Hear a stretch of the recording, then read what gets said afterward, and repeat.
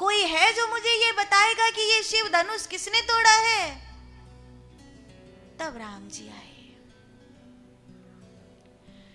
नाथ शंभुधन भंजनिहारा, हो हई को एक दास तुम्हारा। प्रभु, जिसने ये धनुष तोड़ा है कोई आपका दासी होगा। अगर ये धनुष का टूटना इतना बड़ा कार्य था तो आपकी कृपा के बिना कैसे हो सकता था? राम, तू बहुत भोला है, तू समझता नहीं है। ये काम मेरे सेवक का, मेरे दास का नहीं है, ये काम मेरे कृपा पात्र का नहीं है। सुनहु राम जी शिव धनु तोरा, सहस बाहु सन सो रिपु मोरा। वो मेरे लिए सहस्त्र बाहु की तरह शत्रु है जिसने ये धनुष तोड़ा है। सेवक सोई जो करे सेवकाई, अरि करनी करी परई लड़ाई। सेवक तो वो होता है राम जो सेवा करता है। ऐसा कोई काम करे ना राम तो वो सेवक नहीं है, वो तो शत्रु है। राम जी पीछे हट गए। विश्वामित्र जी ने फिर लक्ष्मण को कोहनी मारी। लक्ष्मण ने कहा बाद में संभाल लेना, और चलकर आए और आकर के बोले, गुरुदेव, इस धनुष के लिए आप रो रहे हैं? पुराना जर्जर सा, किसी काम का नहीं था। बहुधनुई तोरी लड़काई, कबहु ना सिरिस कीन गुसाई।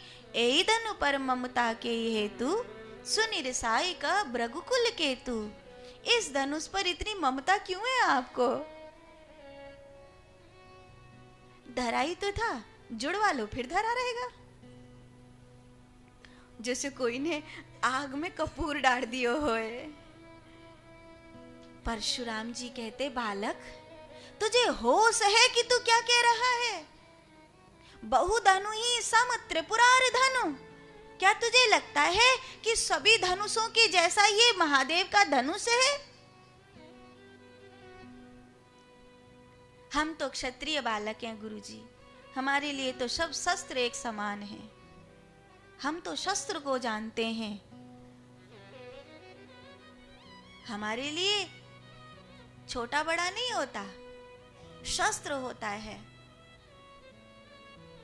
अच्छा, एक बात है, बहुधनु ही तोरी लड़काई, कबहु न असिरिस कीन गुसाई। बचपन में बहुत सारे धनुष तोड़ दिए थे आपके, तब तो आप इतने नाराज नहीं हुए थे। तो लक्ष्मण जी ने परशुराम जी के बचपन में कौन से धनुष तोड़े थे? एक रामायण की खेपक में कथा आती है कि जिस समय परशुराम जी ने समस्त देवताओं के शस्त्रास्त्रों को इकट्ठा कर लिया था, उस समय शिव के धनुष को जनक महाराज के यहाँ छोड़ा था, नारायण का धनुष अपने कंधे पे था, बाकी सब वहीं आश्रम में रखे थे। इस तरह सभी शस्त्रों का बोझ पड़ने से धरती माता को कष्ट होने लगा, तो शेषनाग जी और धरती मैया मैया बेटा बन करके दोनों परशुराम जी के आश्रम में गए शरणागत होकर कि हमें कोई सेवा में रख लो। तो परशुराम जी ने कहा रह जाओ, पर धरती मैया बोली कि मेरा जो पुत्र है वो कोई, मैंने सुना है आपका क्रोध प्रबल है, मेरे पुत्र का कोई अपराध हो जाए तो आप नाराज नहीं होंगे? परशुराम जी ने कहा एक बार की भूल तो मैं उसकी क्षमा कर दूंगा, ऐसा वचन दिया। परशुराम जी दूर गांव गए थे और लक्ष्मण जी को, शेषनाग जी को इन मौका मिल गया। उन्होंने वो कुटिया खोली और उस कुटिया में रखे सारे शस्त्र धर धर धर धर सबरे धनुष तोड़ना आरंभ किया। सबको जहां तहां पहुंचाने का समय तो नहीं था, तोड़ना शुरू किया। जैसे तोड़ने लगे परशुराम जी आए। परशुराम जी जब आए तो उन्होंने भयंकर क्रोध किया।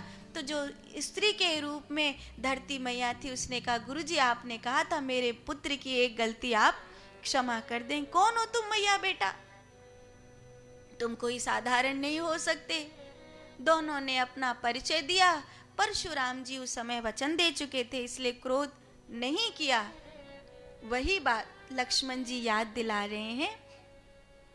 इतने सारे धनुष टूट तोड़े, तब तो कुछ नहीं कहा। अब ये इतना बुरा ना हो गया था। कहीं परशुराम जी को ऐसा ना लगे कि वो मैंने तोड़ा है, इसीलिए भ्रम को दूर करने के लिए बातों ही बातों में बोले, छुअत टूट रघुपति न दोषु। ये तो छूते ही टूट गया, मेरे भैया का तो कोई दोष ही नहीं है। धनुष राम जी ने तोड़ा है, ये बात पता चल गई है, लेकिन राम जी पर क्रोध नहीं आ रहा है, क्रोध लक्ष्मण पर आ रहा है। राम जी हाथ जोड़ करके कहते हैं, अपराधी मैं हूँ, दंड का अधिकारी भी मैं हूँ, ये मेरा छोटा भाई है, दुधमुहा है। परशुराम जी कहते, ये और दुधमुहा? राम, ऐसा लगता है देखने में कितना सुंदर है ये, ऐसा लगता है किसी ने सोने के लोटे में जहर भर के दिया हो। ये दुधमुहा है, बोलता है तो देखता है राम, कैसा लगता है ये? तो लक्ष्मण जी कहते हैं, हमने तो सुना था बालकों की बातें गुरुजनों को हमेशा अच्छी लगती है, आज पहली बार कोई महात्मा देखे जिनको बालकों की बातें चुभ रही हैं। अब तो परशुराम जी और भड़क गए और बोले, क्या तू मरना चाहता है?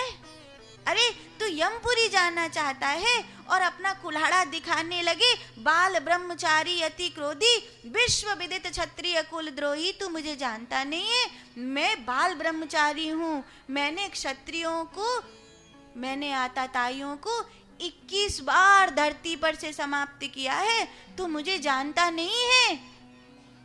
क्या कह रहा है? फूंक से कभी पहाड़ उड़ता है क्या? अरे बार बार अपना कुल्हाड़ा दिखा करके ऐसे डरा रहे हो जैसे कोई फूंक से पहाड़ उड़ाना चाहे। परशुराम जी को बहुत क्रोध आया और परशुराम जी ने जनक महाराज से कहा, अरे जनक, समझा इस बालक को, क्या ये तेरी सभा में मुझे बाल हत्या का पाप देकर ही मानेगा? अरे विश्वामित्र, क्या तुम्हारे शिष्य के इतने ही संस्कार हैं? इसे कोई मेरे विषय में बताओ तो सही, इसे कोई मेरे लिए कहो तो सही, शायद इसे अभी मेरा परिचय नहीं है। तो लक्ष्मण जी कहते हैं, आपन मुंह तुम अपनी करनी, बार अनेक भांति बहु बरनी। आप अपने मुंह अपनी इतनी अच्छे से प्रशंसा कर लेते हैं कि किसी और को आपकी प्रशंसा करने की जरूरत ही नहीं पड़ती है। आप अपनी बड़ाई इतने बढ़िया से कर लेते हैं कि कोई और आपकी बड़ाई करे इसकी आवश्यकता ही नहीं है। राम, कह दे अपने भाई को, मुझे बाल हत्या का पाप न दे, ये बालक आज मेरे हाथ से मारा जाएगा। परशुराम जी कुल्हाड़ा उठा रहे हैं अपना, फरसा उठा रहे हैं अपना, पर फरसा उठ नहीं रहा है। तो लक्ष्मण जी मुस्कुरा कर कहते हैं, जो जड़ है उसने भी पहचान लिया, जो चेतन है वो अभी तक नहीं पहचान पाया। जो जड़ है वो पहचान गया है और जो चेतन है वो अभी तक नहीं। बताओ, आपके कुल्हाड़े तक ने हमको पहचान लिया है। युद्ध कर मुझसे। भगवान, जनेऊ और तिलक हटा दीजिए, फिर अवश्य मैं आपसे युद्ध करूंगा। राम जी ने लक्ष्मण से कहा, जाओ, अब कुछ न कहो। राम जी की बात लक्ष्मण कभी नहीं टालते।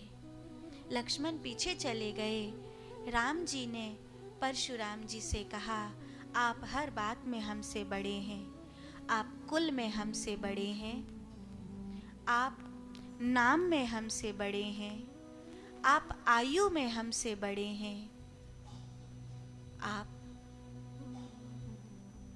जाति में भी हमसे बड़े हैं।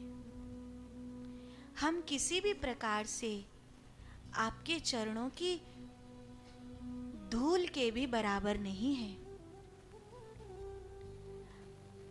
आप जो भी इस अपराध का दंड देंगे मैं उसे स्वीकार करूंगा। ऐसा कहकर राम जी ने अपनी नजरें झुका ली। राम शस्त्र उठाओ, मुझे युद्ध करना है। धनुष उठाओ राम, युद्ध करना है। गुरुदेव, हम आपसे युद्ध नहीं कर सकते। क्यों? जब मैं स्वयं कह रहा हूं कि ये शस्त्र उठाओ और युद्ध करो, तब युद्ध क्यों नहीं कर सकते हो? गुरुदेव, मैं जिस कुल में जन्मा हूं, उस कुल में बड़ों के सामने आंख भी नहीं उठाई जाती, तो शस्त्र उठाना तो स्वप्न में भी नहीं हो सकता।